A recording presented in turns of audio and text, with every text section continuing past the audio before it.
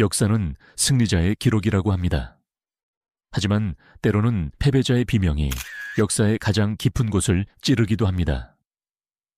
청나라 2706년의 역사 속에서 황제보다 더 화려한 삶을 살았고 황제보다 더 참혹한 죽음을 맞이한 남자가 있습니다. 한때는 황제가 나의 은인이라 부르며 눈물 흘렸으나 결국 그 황제에 의해 진흙탕 속으로 처박힌 남자. 그는 전장에서 수십만 대군을 호령하는 대장군이었으나 생의 마지막 순간에는 누더기를 걸치고 성문을 지키는 문지기가 되어야 했습니다. 이것은 오만함이 빚어낸 비극이자 가장 냉혹했던 황제 옹정제가 연출한 잔혹한 복수극입니다. 오늘 우리는 그 거대한 서막을 엽니다. 이름만으로도 천하를 떨게 했던 사나이, 영행료. 그와 옹정제의 질긴 악연은 어디서부터 시작되었을까요? 이야기를 시작하려면 시계를 강희제 말년으로 돌려야 합니다.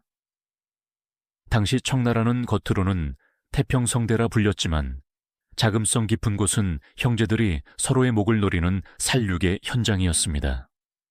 위대한 군주 강희제에게는 너무나 많은 아들이 있었습니다.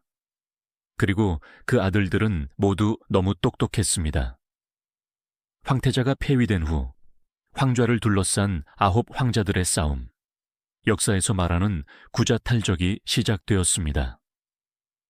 이 전쟁터에서 넷째 황자 윤지는 독특한 생존 전략을 취했습니다. 다른 황자들이 파벌을 만들고 세력을 과시할 때 그는 조용히 몸을 낮췄습니다.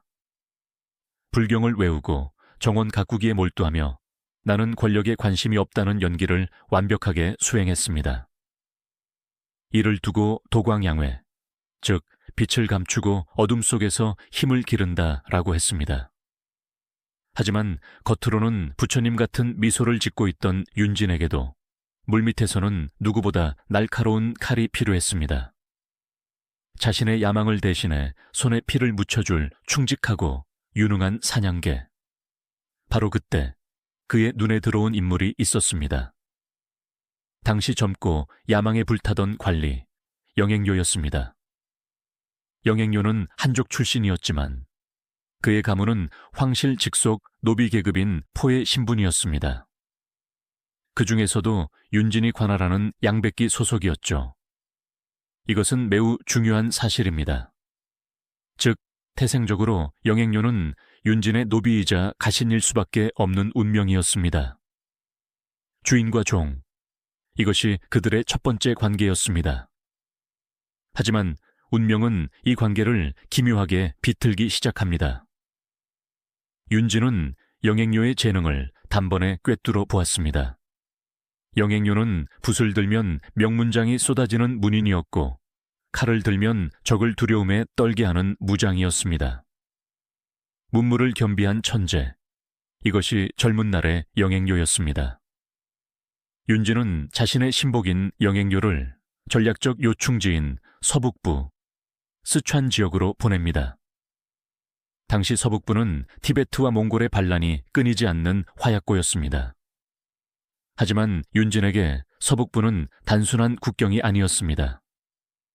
그곳에는 윤진의 최대 라이벌, 14황자 윤제가 대장군왕이라는 직함을 달고 수십만 대군을 지휘하고 있었습니다.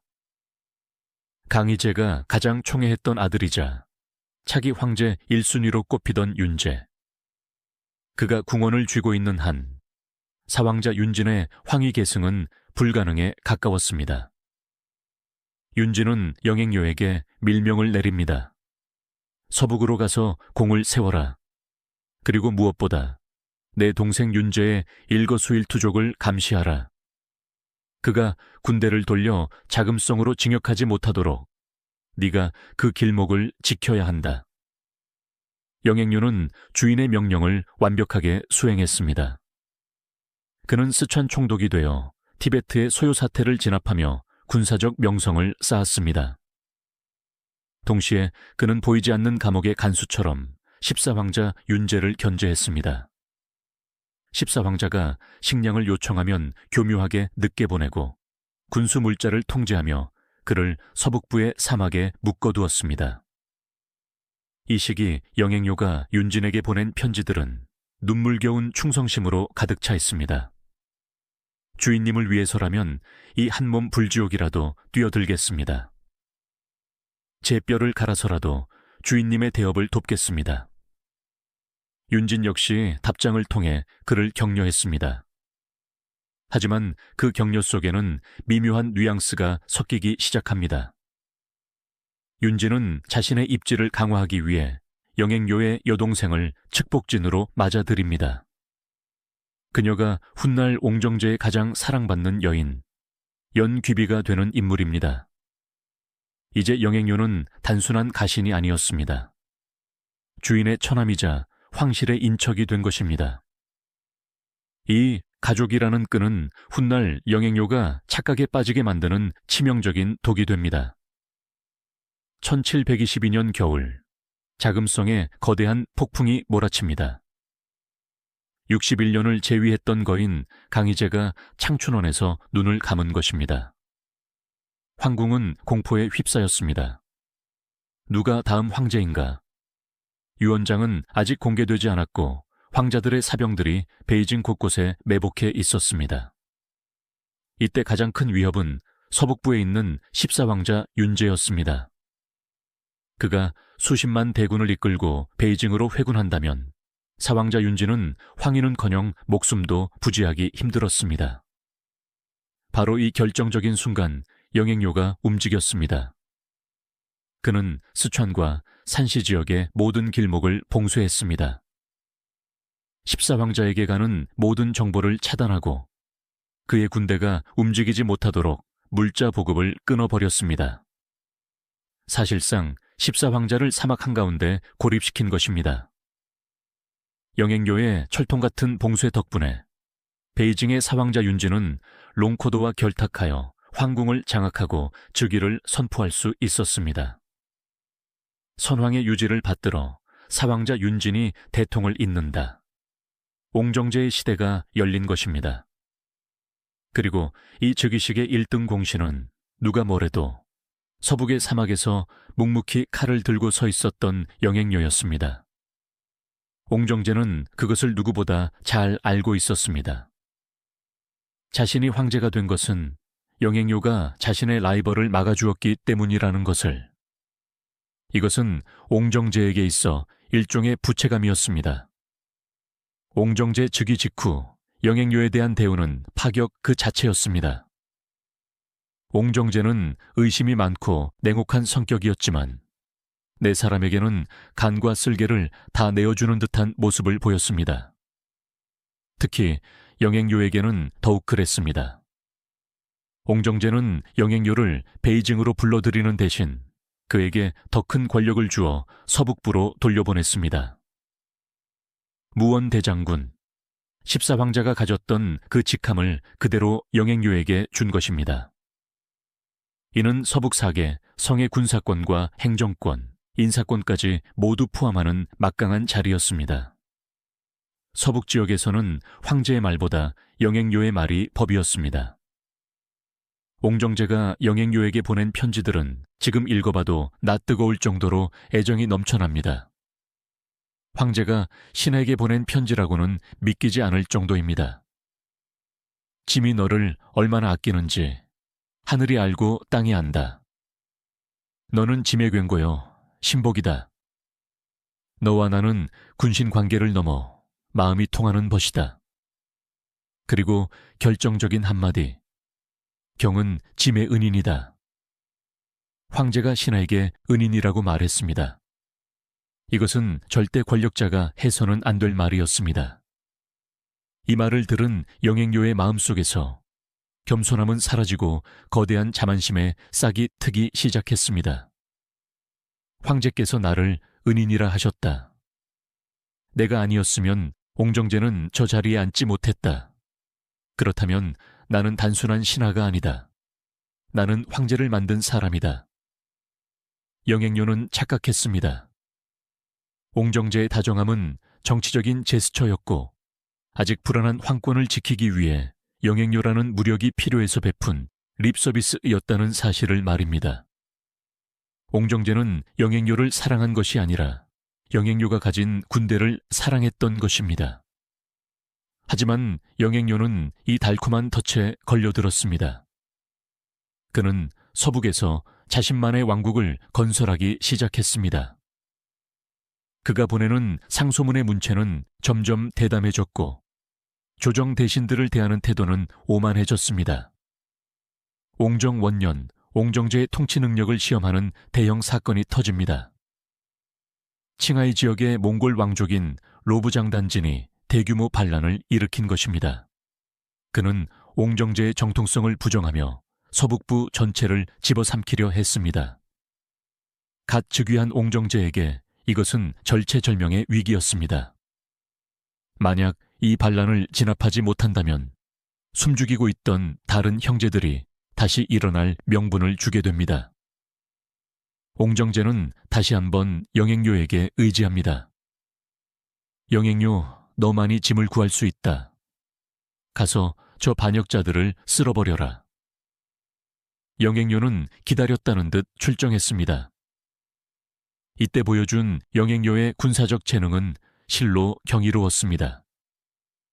그는 엄동설한의 추위 속에서 수만 명의 기병을 이끌고 험준한 산맥을 넘었습니다.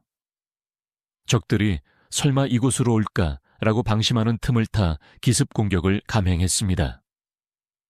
그는 적을 추격하는데 자비가 없었습니다. 항복하는 자도 도망가는 자도 모두 베어버렸습니다. 사원들을 불태우고 승려들을 학살했습니다.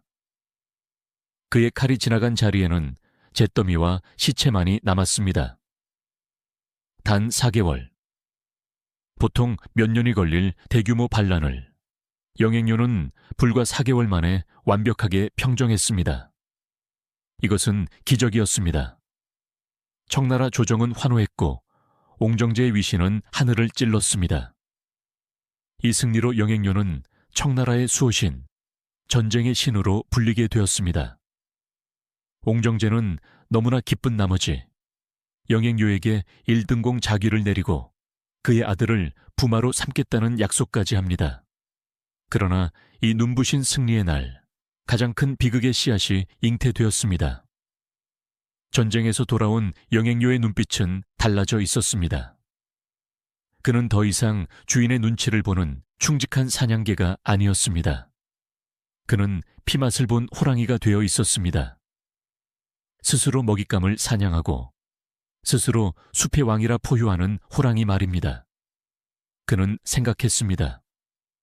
이제 천하에 나를 대적할 자는 없다. 황제조차도 나 없이는 아무것도 할 수 없다. 이 오만함이 그를 어디로 이끌고 갈지 그때는 아무도 몰랐습니다. 심지어 영행교 자신조차도. 옹정제가 웃는 얼굴 뒤에 칼을 숨기고 그를 지켜보고 있다는 사실을 그는 꿈에도 상상하지 못했습니다. 최고의 공을 세운 순간 그는 가장 위험한 선을 넘고 말았습니다. 이제 영행료는 브레이크 없는 전차처럼 권력의 정점을 향해 질주하기 시작합니다. 황제의 권위에 도전하고 황실의 법도를 비웃으며 자신만의 제국을 건설해 나가는 영행교. 세상에 두 개의 태양은 없다고 합니다. 하늘의 태양이 하나이듯 땅 위의 황제도 오직 한 명이어야 합니다. 그것이 제국의 질서이자 생존 법칙입니다. 하지만 옹정 2년 청나라의 하늘에는 기이한 현상이 벌어졌습니다. 자금성에 앉아있는 황제라는 태양 외에 서북쪽에서 또 하나의 거대한 태양이 떠올라 제국을 집어삼킬 듯 타오르고 있었습니다. 그는 영행교. 칭하이의 반란을 평정하고 금의환영하는 그의 위세는 이미 신하의 것이 아니었습니다. 그는 자신이 옹정제와 동등한 위치, 아니 어쩌면 그보다 더 높은 곳에 있다고 착각하고 있었습니다. 1724년 10월, 베이징은 흥분과 긴장에 휩싸여 있었습니다. 서북을 평정한 대영웅 영행료가 개선하는 날이었습니다. 옹정제는 파격적인 조치를 내립니다. 자신이 직접 나가는 대신 황족들과 고위 대신들을 성문 밖까지 보내 그를 영접하도록 한 것입니다.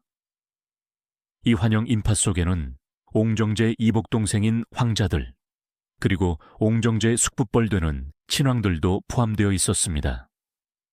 황제의 피가 흐르는 세상에서 가장 고귀한 신분의 사람들이었습니다. 그들은 황제의 명령에 따라 흙먼지 날리는 성문 앞에 도열해 영행료를 기다렸습니다.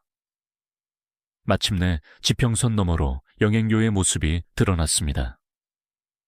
황금 갑옷을 입고 거대한 말을 탄 그의 모습은 마치 천상에서 내려온 신장과도 같았습니다. 보통의 신하라면 이 지점에서 말에서 내려야 했습니다. 황족들이 마중을 나왔는데 말 위에 앉아 있다는 것은 상상조차 할 수 없는 불경죄였습니다. 신하들은 숨을 죽이고 지켜보았습니다. 과연 연 대장군이 말에서 내릴까? 하지만 영행료는 고삐를 늦추지 않았습니다. 그는 말 위에서 턱을 치켜들고 자신의 발 아래 도열한 황족들을 내려다보았습니다. 그의 눈빛에는 거만함이 가득했습니다. 그리고 역사에 기록될 충격적인 장면이 연출됩니다. 영행료는 황족들에게 눈짓을 보냈습니다. 내 말이 지쳤으니 너희들이 길을 인도하라. 순간 정적이 흘렀습니다. 황자의 신분인 그들에게 마부나 하는 일을 시킨 것입니다. 이것은 단순한 무례가 아니었습니다. 옹정제의 가문을, 청나라 황실 전체를 자신의 발밑에 두겠다는 선전포고나 다름없었습니다. 하지만 당시 영행교의 서슬이 얼마나 펄했던지 황자들은 분노를 삼키며 그의 말고삐를 잡아야 했습니다. 황제의 동생들이 말고삐를 끌고 그 뒤를 영행료가 거만하게 따르는 기이한 행렬. 백성들은 이 광경을 보고 경악했고 대신들은 두려움에 떨었습니다. 옹정제는 궁궐 깊은 곳에서 이 모든 보고를 받았습니다. 영행료가 짐의 아우들을 마부처럼 부렸다고. 옹정제는 붓을 들어 종이에 무언가를 적어 내려갔습니다. 분노했을까요? 아닙니다. 그는 오히려 미소를 지었습니다. 아주 차갑고 의미심장한 미소를. 그는 영행료의 오만함이 하늘을 찌를수록 그를 죽일 명분이 더 확실해진다는 것을 알고 있었습니다. 베이징에 입성한 영행교의 권력은 이제 조정 전체를 장악했습니다. 당시 청나라 관리들 사이에는 연선이라는 신조어가 유행했습니다. 연선이란 영행교의 선택이라는 뜻입니다. 원래 관리를 임명하고 파면하는 인사권은 황제의 고유 권한입니다. 이부가 후보를 올리면 황제가 낙점하는 것이 원칙입니다. 하지만 이 시기에는 모든 것이 뒤집혔습니다. 서북 지역은 물론이고 조정의 주요 관직까지 영행료가 이 사람을 쓰시오라고 말하면 그것으로 끝이었습니다. 이부의 대신들은 황제의 결재를 받기 전에 영행료의 눈치를 먼저 살폈습니다. 영행료가 추천한 사람은 묻지도 따지지도 않고 즉시 채용되었고 영행료가 싫어하는 사람은 하루아침에 옷을 벗어야 했습니다. 심지어 이런 일화도 있습니다. 옹정제가 어떤 관리를 임명하려 하자 옆에 있던 신하가 조용히 아뢰었습니다. 폐하, 그 자는 연 대장군께서 별로 탐탁지 않게 여기는 자입니다. 그러자 옹정제는 씁쓸하게 웃으며 그 임명을 취소했다고 합니다. 이것은 제국의 시스템이 붕괴된 것이나 다름없었습니다. 사람들은 수군거렸습니다. 지금 천하에는 황제는 없고 연 대장군만 있다. 옹정제는 허수아비고 진짜 주인은 영행료다. 영행료는 자신의 집무실에 앉아 전국의 관리들을 장기말처럼 움직였습니다. 그의 집 앞에는 줄을 대려는 관리들이 가져온 뇌물마차가 꼬리에 꼬리를 물고 이어졌습니다. 금은보화, 명품 도자기, 서화. 그의 창고는 황궁의 내탕고보다 더 풍족했다는 소문이 돌 정도였습니다. 그는 생각했습니다. 이 나라는 내가 지켰고 내가 운영한다. 옹정제는 그저 상징적인 존재일 뿐이다. 그는 자신이 옹정제의 대리인이 아니라 공동 통치자라고 굳게 믿고 있었던 것입니다. 권력의 맛은 달콤했지만 그 맛에 취한 영행료의 사생활은 기괴할 정도로 타락해 갔습니다. 특히 그의 식사 시간은 그가 얼마나 권력에 중독되었는지를 보여주는 가장 적나라한 극장이었습니다. 옹정제는 역사상 가장 검소한 황제 중 한 명이었습니다. 그는 식사 때 반찬 수를 줄이고 쌀 한 톨도 아끼라고 강조했습니다. 밤늦게까지 촛불 하나를 켜놓고 경무에 시달리며 거친 음식을 먹기도 했습니다. 하지만 그의 신하 영행료는 정반대였습니다. 영행교의 식탁에는 산의 진미가 올라오지 않는 날이 없었습니다. 곰 발바닥 요리, 원숭이 골 요리 등 황제조차 구경하기 힘든 희귀한 식재료들이 매일 공수되었습니다. 요리사만 수십 명이었고 한 끼 식비가 일반 백성 수백 가구의 1년 생활비와 맞먹었습니다. 더욱 충격적인 것은 그가 밥을 먹는 방식이었습니다. 그는 식탁 앞에서 손 하나 까딱하지 않았습니다. 마치 어린아이처럼, 아니 움직일 수 없는 신상처럼 가만히 앉아 있었습니다. 그러면 아름답게 치장한 시녀들이 다가와 음식을 집어 그의 입에 넣어 주어야 했습니다. 이 과정은 살얼음판을 걷는 것과 같았습니다. 너무 뜨겁다. 너무 차갑다. 음식을 흘렸다. 영행료의 불호령이 떨어지면 그 즉시 참극이 벌어졌습니다. 음식을 먹여주던 시녀가 손을 떨거나 실수를 하면 영행료는 가차없이 형벌을 내렸습니다. 가벼운 실수는 매질이었지만 기분이 나쁠 때는 즉결 처형도 서슴지 않았습니다. 기록에 따르면 어느 날 국물을 조금 흘린 하인을 뜰로 끌어내어 때려 죽인 후 아무 일도 없었다는 듯 다시 식사를 이어갔다고 합니다. 밥알 하나에 사람 목숨 하나. 그의 식탁은 피냄새가 진동하는 도살장이나 다름없었습니다. 이 잔혹함은 단순한 성격 파탄이 아니었습니다. 그것은 내 기분을 거스르는 자는 누구도 살려두지 않는다는 절대 권력의 과시였습니다. 생사여탈권을 쥔 자만이 누릴 수 있는 끔찍한 유희였던 것입니다. 이쯤 되면 궁금해집니다. 천하의 옹정제가, 그토록 의심 많고 잔혹한 옹정제가 왜 이 꼴을 보고만 있었을까요? 왜 당장 그를 잡아다 목을 치지 않았을까요? 여기에는 옹정제의 무서운 계산이 깔려 있었습니다. 병법에 욕금고종이라는 말이 있습니다. 큰 것을 잡으려거든 일단 놓아주어라. 옹정제는 영행료를 제어하려 들지 않았습니다. 오히려 그를 더 높이 띄워 올렸습니다. 영행료가 원하는 것은 무엇이든 들어주었습니다. 그가 오만하게 행동하면 할수록 옹정제는 더 겸손하고 다정한 편지를 보냈습니다. 짐은 너 없이는 하루도 살 수 없다. 세상 사람들이 우리를 비난하더라도 나는 너를 믿는다. 너의 그 당당한 태도가 짐은 참으로 마음에 든다. 그것이야말로 대장군의 기계다. 옹정제는 영행료의 오만함에 기름을 부은 것입니다. 영행료가 스스로를 통제할 수 없게 만들어 조정의 모든 신하, 모든 황족, 모든 백성을 적으로 돌리게 만들 작정이었습니다. 만약 옹정제가 일찍 영행료를 처벌했다면 사람들은 옹정제가 공신을 토사구팽한다며 비난했을 것입니다. 하지만 영행료가 미쳐 날뛰게 놔두면 나중에 옹정제가 칼을 뽑았을 때 세상 사람들은 박수를 치며 성군이 악인을 벌하셨다고 칭송하게 됩니다.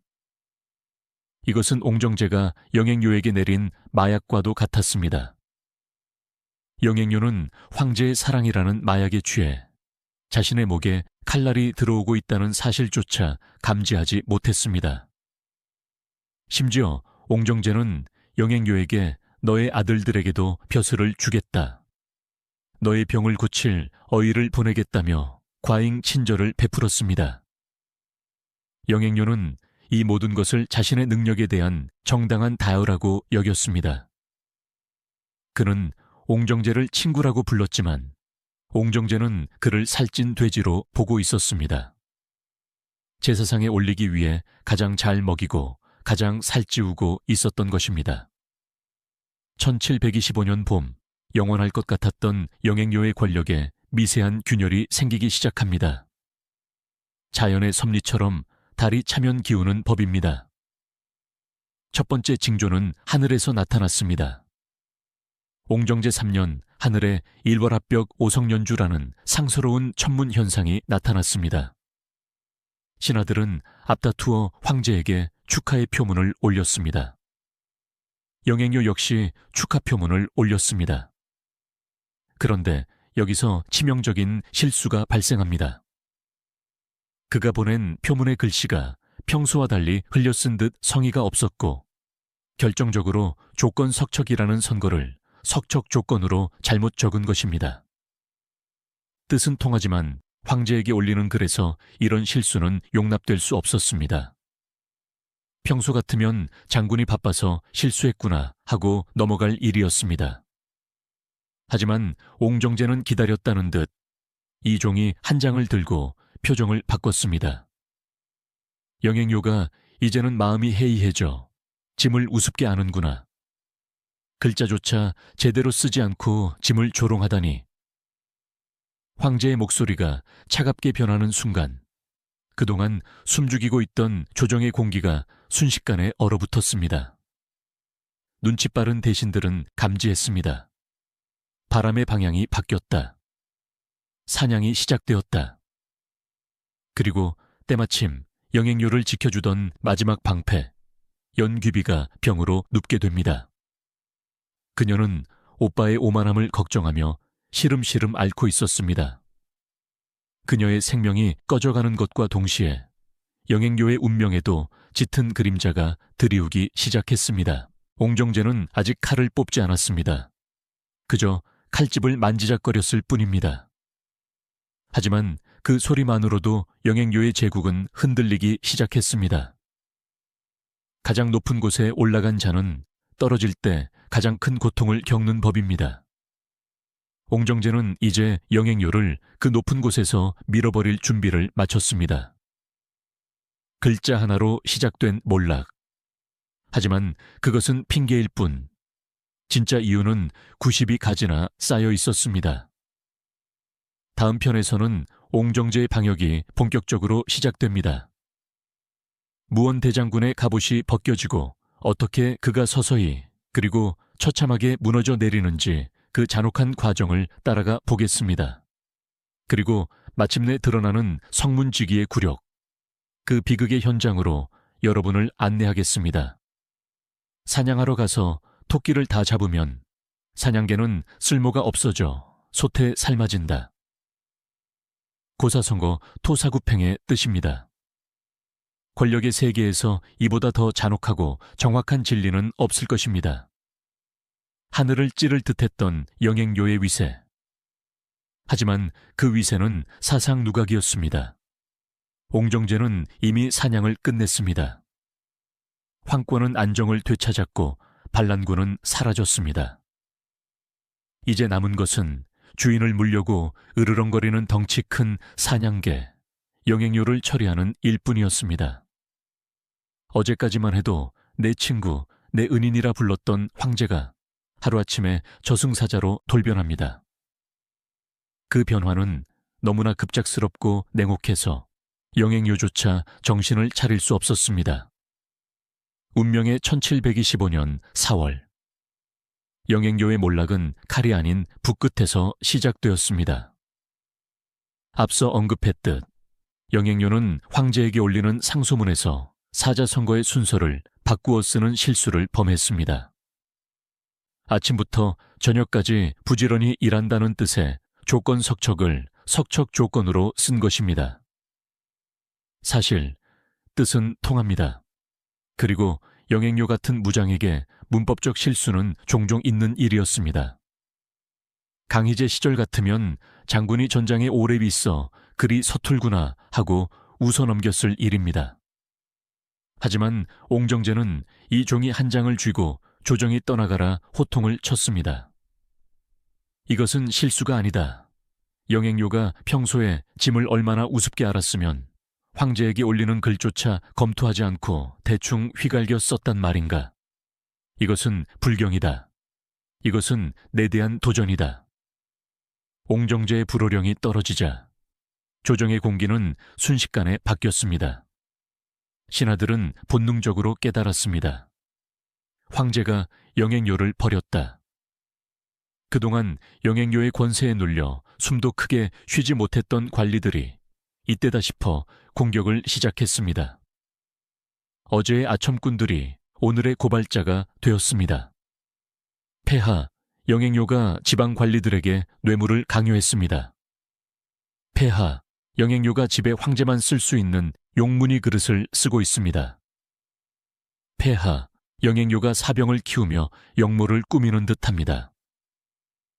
하루에 수십 통의 탄핵 상소가 옹정제의 책상 위에 쌓였습니다.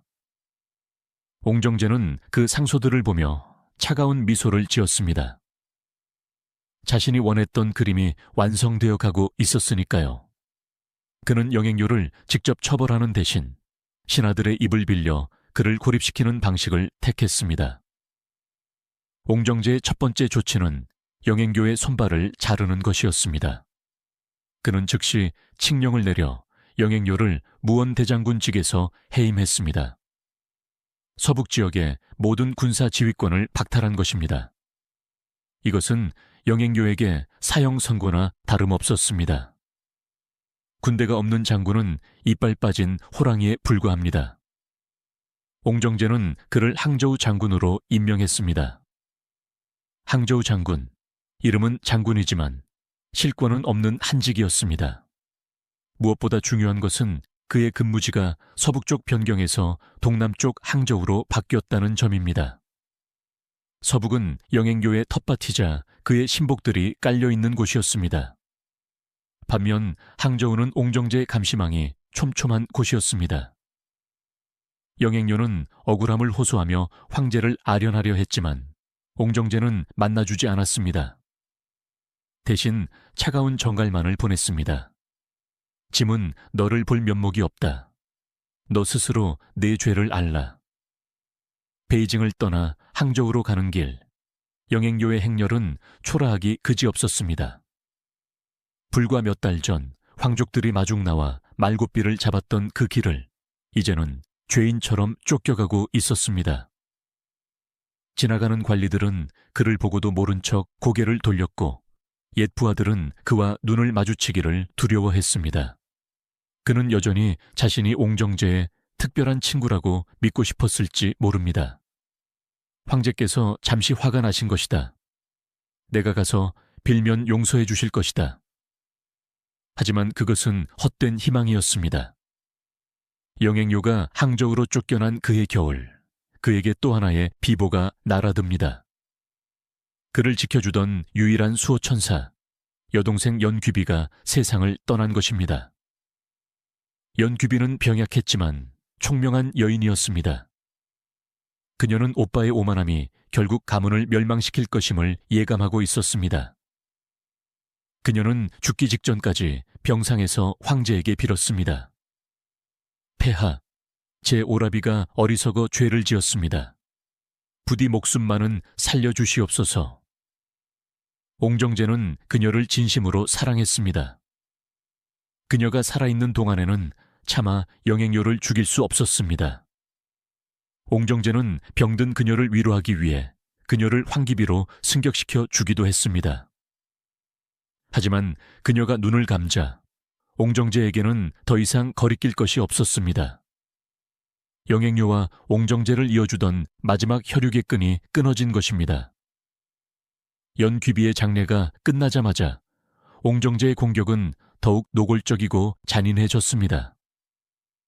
그는 영행료에게 내렸던 모든 특권과 자기를 하나씩 회수하기 시작했습니다.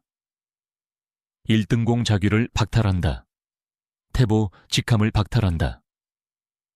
마치 양파 껍질을 벗기듯 옹정제는 영행료의 명예를 하나하나 벗겨냈습니다. 영행료는 이제 대장군도 공작도 아니었습니다. 그저 황제의 처분을 기다리는 일개 죄인으로 전락해가고 있었습니다. 이 시기 옹정제가 보여준 태도는 소름 끼칠 정도로 교활했습니다. 그는 영행료를 단번에 죽이지 않고 계속해서 희망 고문을 했습니다. 어느 날은 네가 진심으로 반성하면 살려줄 수도 있다는 뉘앙스의 편지를 보냈다가 며칠 뒤에는 너 같은 놈은 태어나지 말았어야 했다며 저주를 퍼부었습니다. 영행교의 피를 말리는 작전이었습니다. 영행료는 항저우에서 황제에게 수십 통의 사죄 편지를 썼습니다. 신이 어리석어 폐하의 은혜를 저버렸습니다. 개나 말처럼 충성할 기회를 다시 주십시오. 과거의 오만함은 온데간데 없고 비굴할 정도로 목숨을 구걸했습니다. 하지만 옹정제는 그 편지들을 읽고 신하들에게 돌려보내며 비웃었습니다. 보아라, 천하의 영행료가 이렇게 비겁한 자였구나. 죽는 것이 두려워 벌벌 떠는 꼴이라니. 더욱 비참한 것은 영행료가 믿었던 부하들의 배신이었습니다. 옹정제는 영행료의 부하들을 회유하고 협박했습니다. 영행료의 죄를 고발하면 너희는 용서해 주겠다. 하지만 침묵한다면 영행료와 함께 죽을 것이다. 살기 위해 부하들은 존경했던 장군을 물어뜯었습니다. 그들은 없는 죄까지 만들어내어 고발했습니다. 영행료가 전쟁터에서 횡령한 돈, 여자 문제, 심지어 황제를 욕했던 사소한 농담까지 모든 것이 낱낱이 까발려졌습니다. 영행료는 고립무원의 섬에 갇혔습니다. 세상 모두가 그를 손가락질했고 그를 변호해주는 사람은 단 한 명도 없었습니다. 이것이 바로 권력의 허무함이었습니다. 권력이 있을 때는 파리떼처럼 모여들던 사람들이 권력이 사라지자 썰물처럼 빠져나갔습니다. 1725년 12월, 옹정제는 마침내 결정타를 날립니다. 그는 영행료를 항저우 장군직에서도 해임하고 아주 충격적인 명령을 내립니다. 영행료는 지금 당장 항저우 성의 성문지기가 되어라. 신하들은 귀를 의심했습니다. 일국의 대장군이었던 사람에게 졸병들이나 하는 문지기를 시키라니요. 차라리 유배를 보내거나 감옥에 가두는 것이 관례였습니다. 하지만 옹정제의 의도는 명확했습니다. 죽음보다 더한 수치를 주겠다. 네가 그토록 콧대 높게 굴었으니 이제 가장 낮은 곳에서 세상 사람들의 구경거리가 되어 보아라. 영행료는 명령을 거부할 수 없었습니다. 그는 화려한 관복을 벗고 낡고 해진 졸병의 옷을 입어야 했습니다. 손에는 지휘봉 대신 창을 들었습니다. 상상해 보십시오. 평생을 말 위에서 호령하던 천하의 명장이 자신이 지키던 성의 문 앞에 서서 드나드는 장사치와 농부들에게 허리를 굽혀야 하는 상황을 그를 알아보는 사람들이 수군거립니다. 저 사람 연 대장군 아니야. 맞아. 황제보다 더 잘 나간다던 그 사람이야. 꼴 좋게 됐군. 어떤 사람들은 다가와 조롱을 하기도 하고 심지어 침을 뱉기도 했다고 전해집니다. 영행료는 그 모든 모욕을 묵묵히 견뎌야 했습니다. 그의 눈은 텅 비어 있었고 영혼은 이미 죽은 것이나 다름없었습니다. 옹정제는 단순히 그를 육체적으로 처벌하는 것에는 관심이 없었습니다. 그는 영행교의 자존심을 난도질하고 싶었던 것입니다. 대장군 영행료를 아무것도 아닌 존재, 비웃음거리로 만드는 것, 그것이 옹정제의 진정한 복수였습니다. 화려한 황금 갑옷은 사라지고 이제 그에게 남은 것은 누더기뿐입니다. 황제의 은인에서 세상의 조롱거리로. 이 극적인 추락은 아직 바닥에 닿지 않았습니다. 옹정제가 준비한 시나리오는 여기서 끝나지 않았습니다. 성문지기로 세워두는 것은 마지막 처형을 위한 전주곡에 불과했습니다. 조정에서는 영행료를 죽이기 위한 92가지 죄목이라는 거대한 그물이 짜여지고 있었습니다. 그 죄목 하나하나가 영행료의 목을 조여올 것입니다. 다음 편에서는 역사상 유례없는 92가지 대죄의 실체와 차가운 비단 끈 앞에 선 영행교의 마지막 순간을 생생하게 목격하게 될 것입니다. 다시 항저우의 성문 앞으로 가보겠습니다. 누더기를 입고 창을 든 채 멍하니 서 있는 영행료.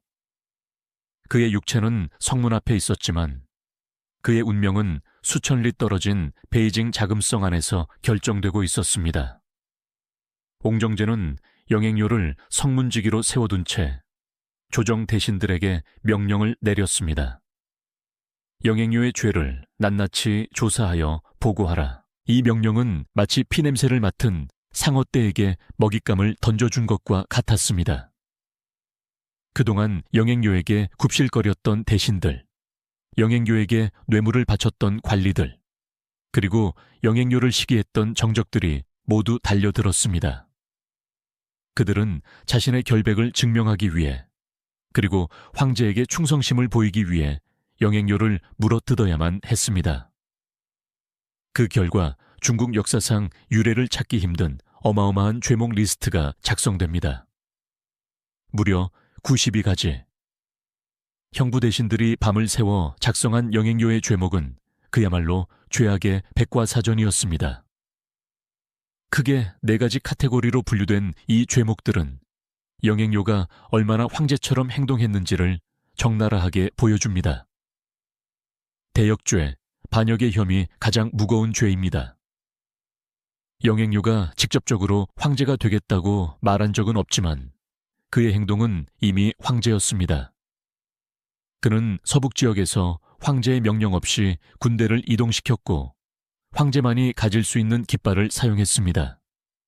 또한 베이징의 자기 저택을 수리하면서 황궁에서나 쓰는 용무늬 기와를 사용한 것도 밝혀졌습니다. 이는 자신이 사는 집을 궁궐로 여겼다는 명백한 증거였습니다. 기군망상조에 황제를 속이고 능멸한 죄황제가 보낸 칙서를 받고도 무릎을 꿇지 않고 받거나 황제의 건강을 묻는 편지에 건성으로 답한 죄들이 포함되었습니다. 특히 충격적인 것은 그가 옹정제의 칙령을 멋대로 고쳐서 공표했다는 사실입니다. 황제의 말은 곧 법인데 신하가 그 말을 입맛대로 고쳤다는 것은 황제의 권위를 정면으로 짓밟은 행위였습니다.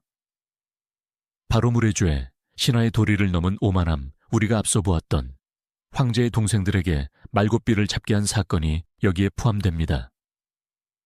또한 몽골의 왕공들이나 고위 대신들이 인사할 때 자리에서 일어나지 않고 고개만 까딱한 행위, 황제 앞에서 다리를 꼬고 앉았던 행위 등 그의 모든 오만한 태도가 범죄로 기록되었습니다. 심지어 황제께서 나를 너무 의지하시니 피곤하다라고 사석에서 불평한 말 한마디까지 죄목에 올랐습니다. 벽에도 귀가 있다는 말이 실감나는 대목입니다. 탐호죄, 부정부패와 잔혹함, 그가 축적한 재산은 상상을 초월했습니다. 그가 받은 뇌물과 횡령한 국고를 합치면 수백만 냥에 달했습니다.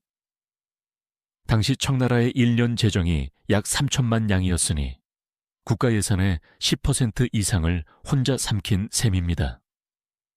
또한 식사 때 젓가락을 잘못 놓았다고 하인을 때려 죽인 일, 마음에 들지 않는 부하 장수를 즉결 처형한 일 등 그의 잔혹한 살인 행각들도 낱낱이 드러났습니다. 대신들은 이 리스트를 옹정제에게 바치며 목소리를 높였습니다. 폐하, 이 92가지 죄 중 하나만으로도 사형감입니다. 영행료는 사람이 아니라 괴물입니다. 죄목이 발표되자 조정은 광기에 휩싸였습니다. 모든 신하가 입을 모아 영행료의 처형을 요구했습니다. 그들이 요구한 형벌은 단순한 참수가 아니었습니다. 영행료를 능지처참에 처해야 합니다. 능지처참, 산채로 살점을 3,000번 이상 도려내어 천천히 죽이는 인간이 고안한 가장 고통스럽고 끔찍한 형벌입니다. 뼈와 살을 분리하여 그 죄를 영원히 씻지 못하게 하겠다는 극형 중의 극형입니다. 왕 대신 대학사, 국영 등 조정의 최고위직 관리들이 모두 엎드려 머리를 조아렸습니다. 영행료의 머리를 베어 저작거리에 내걸고 그 일족을 멸하여 후환을 없애야 합니다. 그래야 국가의 기강이 바로 섭니다. 이 장면은 참으로 아이러니합니다. 불과 1년 전만 해도 영행교의 눈에 들기 위해 줄을 섰던 바로 그 사람들이 이제는 누구보다 앞장서서 그를 가장 고통스럽게 죽이라고 외치고 있었으니까요. 그들은 자신들의 과거, 즉 영행료와 결탁했던 흔적을 지우기 위해 더욱 잔인해져야만 했습니다. 옹정제는 용상에 앉아 이 광경을 내려다보았습니다. 신하들의 빗발치는 요구를 들으며 그는 무슨 생각을 했을까요?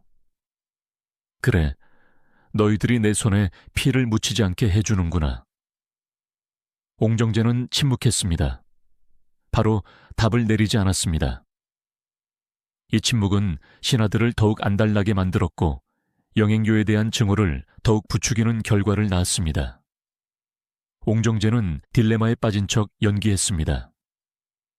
영행료가 지은 죄는 크다. 허나 그는 짐을 옹립한 공신이며 짐이 사랑했던 연귀비의 오랍이다. 어찌 내 손으로 처남을 능지처참할 수 있겠는가? 옹정제는 인자한 군주의 이미지를 원했습니다. 토사구팽을 하더라도 최소한의 명분과 도덕적 우위는 점하고 싶었던 것입니다. 만약 그가 감정적으로 영행료를 찢어 죽인다면 훗날 역사는 옹정제를 공신을 잔인하게 죽인 폭군으로 기록할지도 모릅니다. 그래서 옹정제는 신하들의 요구를 3번이나 반려합니다. 다시 생각해보라. 너무 가혹하다. 그의 공을 참작하라. 이것은 고도의 정치적 쇼였습니다. 황제가 거절하면 할수록 신하들은 더 강력하게 처형을 요구했습니다. 결국 황제는 살려주려 했으나 국법과 만조백관의 뜻을 이기지 못해 어쩔 수 없이 처벌했다는 모양새를 만들기 위함이었습니다. 마침내 신하들의 상소가 산처럼 쌓였을 때 옹정제는 못 이기는 척 붓을 들었습니다. 그리고 최후의 판결을 내립니다. 영행료의 죄는 10,000번 죽어 마땅하다. 허나 짐은 참아 그를 시장 바닥에서 도륙할 수 없다. 그에게 스스로 목숨을 끊을 수 있는 특권을 내리니 이것은 짐이 그에게 베푸는 마지막 은혜다. 능지처참은 면해주고 자결을 명한 것입니다. 신체를 훼손하지 않고 온전히 죽을 수 있게 해주는 것. 이것이 당시 황제가 내릴 수 있는 최고의 자비였습니다.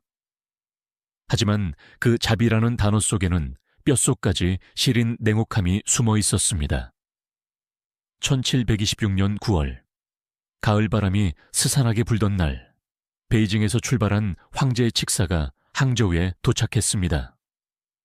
성문지기로서 모욕을 견디고 있던 영행료는 직감했습니다.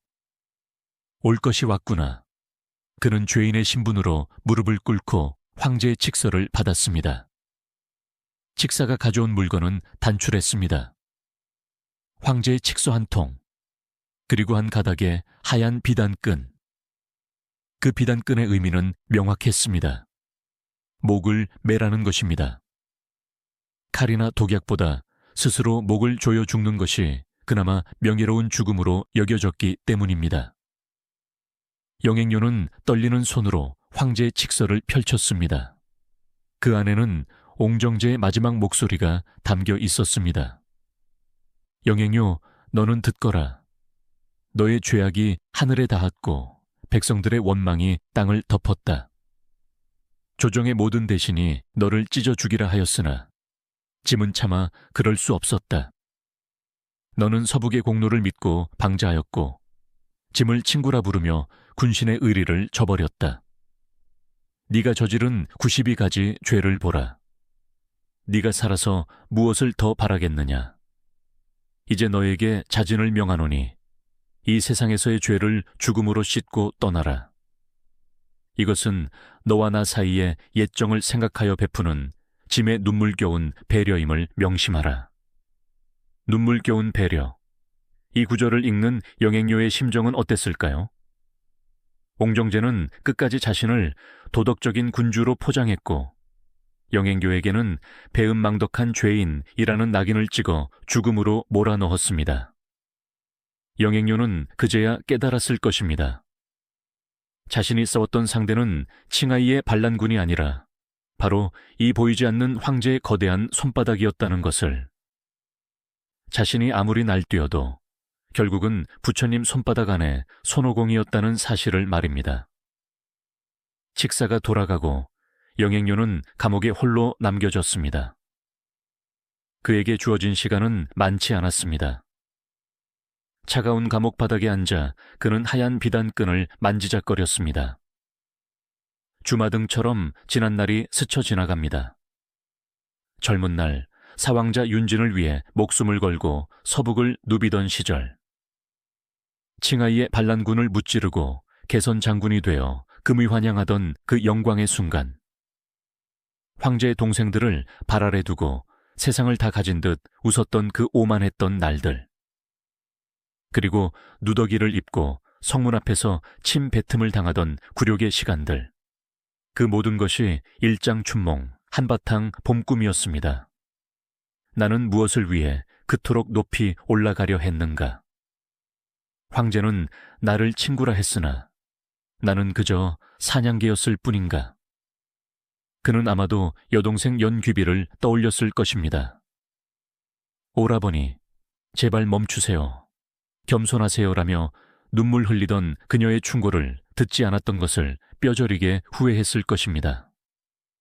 하지만 후회는 언제나 늦습니다. 감옥 창틈으로 차가운 달빛이 들어옵니다. 그 달빛은 그가 서북의 사막에서 보았던 그 달과 똑같았지만 지금 그의 처지는 너무나 달라져 있었습니다. 내일이면 이 달을 볼 수 없습니다. 천하를 호령했던 대장군 영행료의 전설도 이 밤과 함께 끝이 날 것입니다. 92가지의 죄, 그리고 단 하나의 비단끈. 모든 권력을 가졌던 남자는 이제 자신의 생명을 스스로 끊어야 하는 마지막 임무만을 남겨두고 있습니다. 1726년의 어느 차가운 새벽, 한때 30만 대군을 호령하며 천하를 뒤흔들었던 남자, 황제를 굴복시키고 황제의 형제들을 무릎 꿇렸던 제2의 황제. 영행료는 이제 인생의 마지막 순간을 마주하고 있습니다. 그의 앞에는 산의 진미도, 황금 갑옷도, 굽실거리는 신하들도 없습니다. 오직 황제가 보낸 차가운 칙서와 그의 목숨을 거두어갈 세자 길이의 하얀 비단 끈뿐입니다. 이것은 한 인간의 죽음인 동시에 권력이라는 환상이 얼마나 허무하게 깨어질 수 있는지를 보여주는 역사적 의식이었습니다. 감옥 안의 공기는 무거웠습니다. 영행료는 비단끈을 집어들었습니다. 질기고 부드러운 감촉. 그것은 아이러니하게도 그가 전성기 때 즐겨 입던 비단옷과 같은 재질이었습니다. 하지만 이제 그것은 그의 숨통을 조이는 도구가 되었습니다. 그는 북쪽, 즉 옹정제가 있는 자금성 방향을 향해 마지막으로 절을 올렸습니다. 폐하, 신영행료, 먼저 갑니다. 그의 마지막 심정은 어땠을까요? 어떤 기록은 그가 끝까지 억울해하며 눈물을 흘렸다고 하고, 어떤 야사는 그가 미친 듯이 웃으며 다음 생에는 절대 황제의 개가 되지 않겠다고 저주했다고 전합니다. 하지만 가장 유력한 것은 체념이었을 것입니다. 그는 이미 성문지기로 전락했을 때 권력의 무상함을 뼛속 깊이 깨달았습니다. 죽음은 그에게 있어 형벌이라기보다 이 지독한 굴욕과 공포로부터의 해방이었을지도 모릅니다. 그는 떨리는 손으로 비단끈을 목에 감았습니다. 그리고 스스로 힘을 주어 매듭을 당겼습니다. 천하를 호령하던 호랑이의 거친 숨소리가 잦아들고 잠시 후 감옥 안에는 영원한 침묵만이 남았습니다. 향년 47세. 불꽃처럼 타올랐던 그의 야망이 하얀 비단 끈 끝에서 싸늘하게 식어버린 순간이었습니다. 옹정제는 보고를 받았습니다. 영행료가 자진하였나이다. 옹정제는 그저 고개를 끄덕였을 뿐 어떤 감정의 동요도 보이지 않았다고 합니다. 그는 이미 마음속으로 영행료를 수백 번도 더 죽였기 때문입니다. 영행료가 죽었다고 끝이 아니었습니다. 옹정제의 마무리 작업이 남아 있었습니다. 흔히 영모죄를 저지르면 삼족을 멸한다고 합니다. 하지만 옹정제는 여기서 또 한 번 고도의 정치적 계산을 보여줍니다. 그는 영행료의 가장 아끼던 장남, 연부는 즉시 처형했습니다. 아버지의 권력을 믿고 가장 방자하게 굴었던 아들이자 훗날 복수를 꿈꿀 수 있는 씨앗이었기 때문입니다. 하지만 영행교의 아버지인 연하령과 다른 형제들은 살려주었습니다. 그들은 늙었고 죄가 없으니 관직만 박탈하고 고향으로 돌려보내라. 왜 그랬을까요? 이것은 옹정제어의 이미지 메이킹이었습니다. 보아라, 짐은 죄를 지은 영행료와 그 주동자만 벌했을 뿐 무고한 가족은 건드리지 않았다. 나는 피도 눈물도 없는 폭군이 아니라 법과 원칙을 지키는 성군이다. 죽은 누이 동생 연 귀비의 체면을 세워준다는 명분도 있었습니다. 하지만 살아남은 가족들의 삶은 죽음보다 못했습니다. 그들은 평생 역적의 가족이라는 꼬리표를 달고 감시 속에 숨죽여 살아야 했습니다. 가문의 영광은 하루아침에 멸문지화의 수준으로 추락했습니다. 영행료가 심어놓았던 조정의 수많은 영행료 라인 관리들도 줄줄이 파면되거나 유배를 갔습니다. 옹정제는 영행료의 흔적을 조정에서 완벽하게 지워버렸습니다. 이제 연선은 사라지고 오직 황제의 선택만이 남았습니다. 영행교의 죽음 이후 역사가들 사이에서는 끊임없는 논쟁이 이어졌습니다. 과연 영행료는 죽어 마땅한 악인이었을까요? 아니면 옹정제에게 이용당하고 버려진 비운의 희생양이었을까요? 가해자로서의 영행료. 분명 그는 오만했습니다. 부정부패를 저질렀고 사람을 함부로 죽였으며 황제의 권위에 도전했습니다. 법치국가에서 그의 죄는 용서받을 수 없는 것이었습니다. 그가 계속 권력을 잡았다면 청나라는 그의 사유물이 되어 부패로 썩어 들어갔을지도 모릅니다. 희생양으로서의 영행교. 하지만 그를 괴물로 키운 것은 다름 아닌 옹정제였습니다. 옹정제는 자신의 황권 안정을 위해 영행료에게 무소불위의 권력을 쥐어주었고 너는 내 은인이다 라며 그를 부추겼습니다. 영행료가 선을 넘도록 유도한 뒤 필요가 없어지자 가차없이 제거했습니다. 전형적인 토사구팽입니다.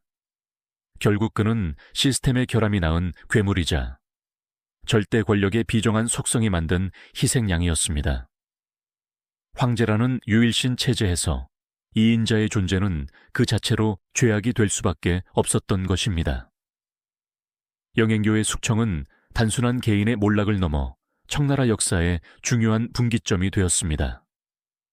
황권의 절대적 강화입니다. 영행료라는 거물과 융코도를 차례로 제거하면서 옹정제는 황권에 도전할 수 있는 모든 세력을 뿌리 뽑았습니다. 이제 황제에게 아니오라고 말할 수 있는 사람은 아무도 없었습니다. 둘째, 군사권의 중앙집권화입니다. 서북의 군벌이었던 영행료를 제거함으로써 지방 군벌이 중앙을 위협하는 싹을 잘라버렸습니다. 옹정제는 이후 군기처라는 기구를 설치하여 황제가 군사 정보를 독점하고 직접 지휘하는 시스템을 완성합니다. 옹정제는 영행료의 시체 위에서 강력한 중앙집권 국가를 완성했습니다.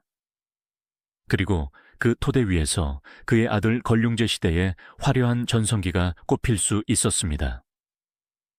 역설적이게도 영행료의 죽음이 청나라의 황금기를 여는 걸음이 된 것입니다. 지금 항저우의 성문 앞에는 무심한 바람만 불고 있습니다. 그곳에 한때 천하를 호령하던 대장군이 초라하게 서 있었다는 사실을 기억하는 사람은 많지 않습니다. 하지만 영행교의 이야기는 300년이 지난 오늘날 우리에게 여전히 서늘한 질문을 던집니다.